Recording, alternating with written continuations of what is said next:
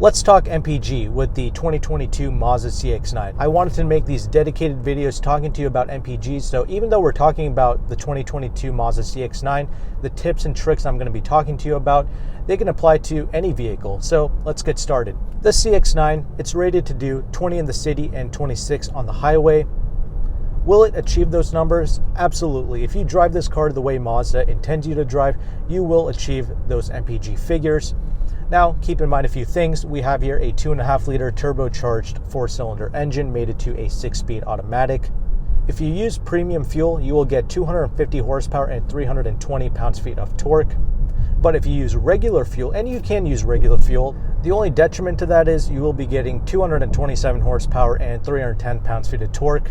But the most important thing is the way you drive. So if you just drive it foot to the floor all the time and you get hard on the brakes, yeah, your MPG is going to be trash. I mean, I've seen as low as 15 MPG in this thing.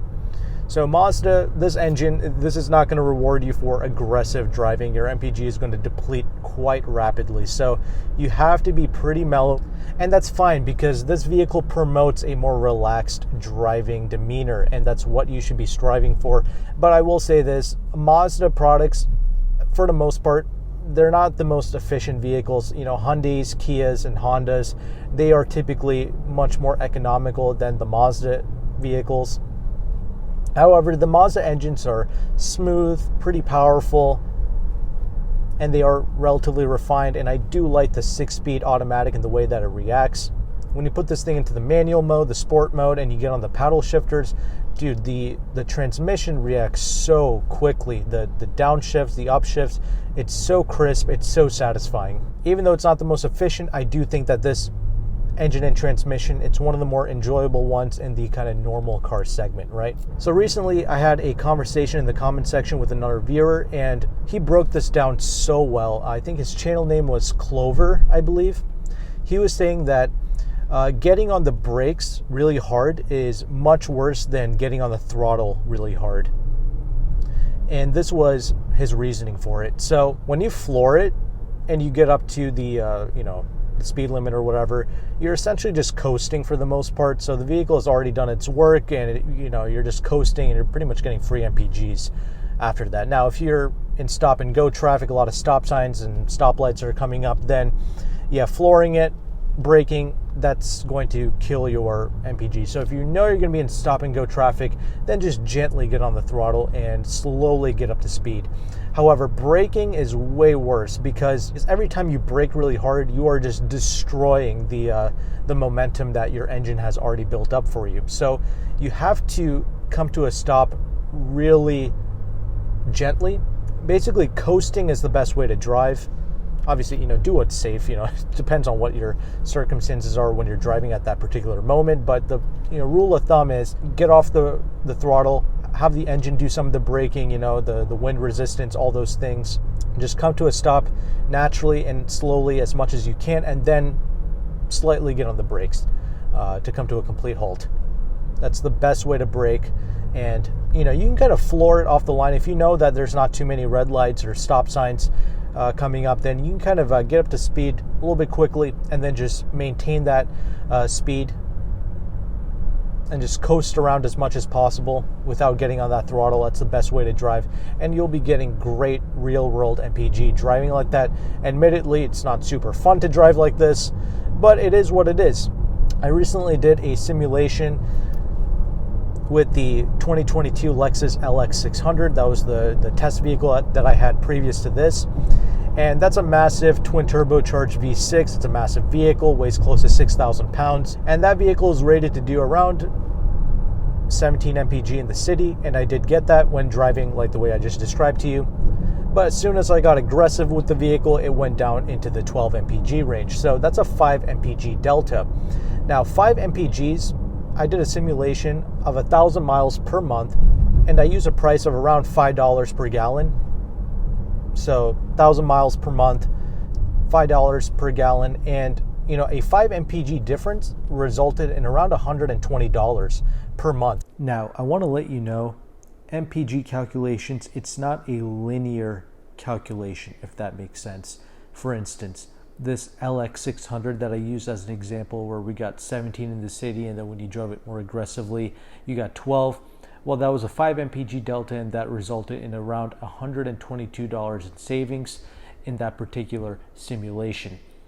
But when we're talking about a vehicle that does 35 MPG and then you move up to a 40 MPG vehicle, the difference is now very minimal because the amount of miles that you travel per gallon has increased, right? So that's what I mean by this calculation is not linear. The savings is more pronounced in that lower MPG range, you know, like that 17 to 12, if you will. Now, for example, this 2022 Mazda CX-9, this is also a 5 MPG delta.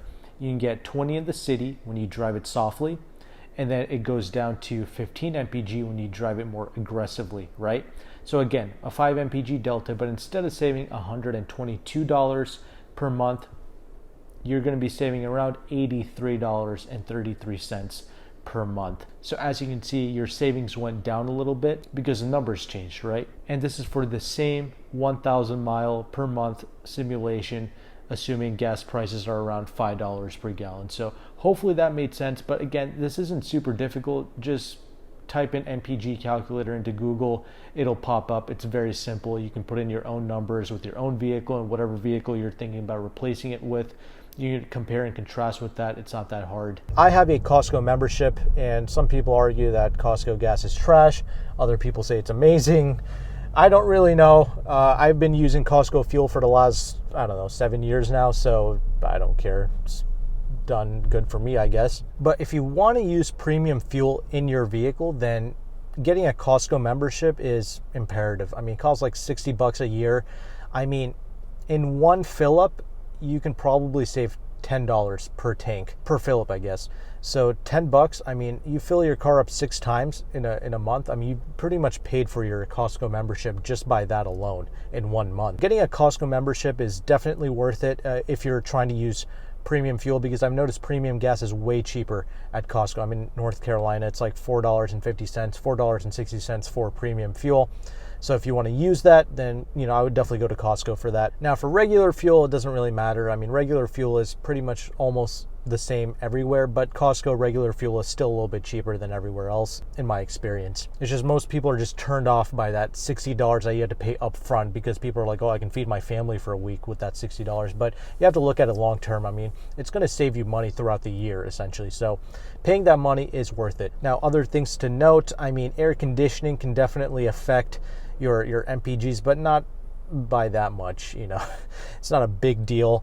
Just something to note, things like the radio and the air conditioning, yeah, it affects your fuel economy, but not by much. So enjoy your AC and enjoy your radio. Don't worry about that. The wheel size can affect things, but it's not really the wheel size, it's the wheel weight. So typically smaller wheels weigh a little bit less, so that's maybe another reason why you might want to go with the 18-inch wheels on the CX-9, or really most vehicles. The less your wheels weigh, the less energy is required to move them, so that'll lead you to get a little bit better MPGs. Now, a vehicle that weighs less, that's going to help with MPGs, and also just having less things in your car. Excalibur, he mentioned that, just not having a bunch of junk in your car unnecessarily, that's going to help with your fuel economy. Your MPG isn't going to go up drastically or anything, but every little bit helps, and it's free to just clear out your car, right? So just do it. But if you can just change your driving style, if you can just learn how to coast more than being hard on the brakes or flooring it all the time, if you can just drive a little bit more sensibly, then that's really going to help out. And here's another thing I heard: driving precisely at the speed limit can help out a lot. So in the United States, most of the speed limits around here, it's around 45 miles per hour. If you drive exactly at 45 miles an hour, apparently that speed limit is there also to help you with your MPGs. That's just what I've heard, but also apparently if you time this right, then you'll get more green lights if you drive precisely at the speed limits. And I've kind of noticed that, but if you catch it at the wrong time, then you'll get all the red lights, right? So you kind of have to determine for yourself what road you're driving on and what the pattern is. But typically driving at the speed limit will help you get more green lights. So the less opportunity there is for you to stop, the better your MPG is going to be, because you want to keep that momentum up that your engine has built as much as possible. I'm going to leave you with one last final thing.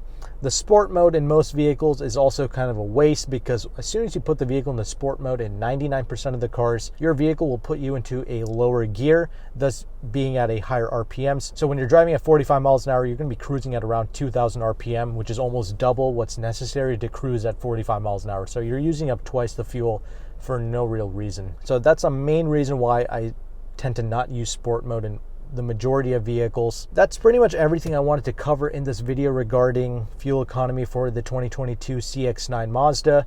Obviously, these tips and tricks can help with any car that you have. So hopefully you found value with it. Check out my full review on the CX-9 Mazda on the end screen here, and I'll see you there.